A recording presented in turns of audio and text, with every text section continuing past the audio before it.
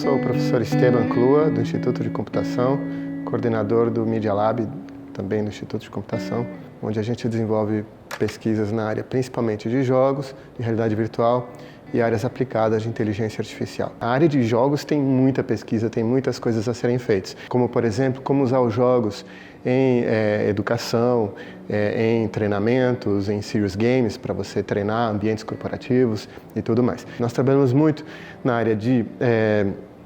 realidade virtual também. A realidade virtual permite que as pessoas possam estar numa imersão muito grande dentro de um determinado cenário, não só para o entretenimento digital, mas também para a educação, para treinamentos, para simulações. Imagina uma aula de história onde, ao invés de você realmente mostrar imagens ou narrar ou mostrar um vídeo, você colocar todos os alunos passeando dentro de um ambiente completamente realista,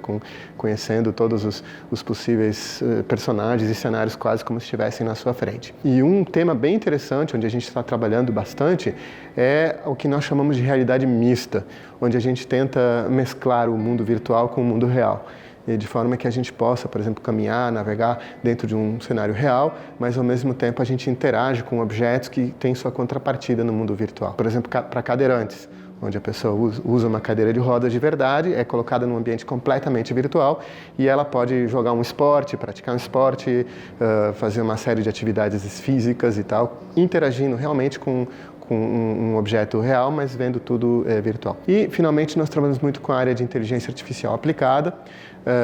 onde a gente desenvolve vários projetos. Nós estamos trabalhando, inclusive, num projeto bem legal com uma empresa da França para segurança na cidade. Então, nós já temos várias câmeras espalhadas por aí, mas não tem ninguém para ficar olhando 500 mil câmeras ao mesmo tempo para ficar monitorando o que acontece. E a inteligência artificial pode fazer isso, pode monitorar milhares de imagens, milhares de vídeos ao mesmo tempo e detectar se há algum tipo de anomalia, algum tipo de fenômeno, especialmente no nosso caso aí na segurança, onde a gente tem trabalhado aí em parceria também com a Prefeitura de Niterói. Nós temos relações aí com mais de 15 universidades que estamos trabalhando aí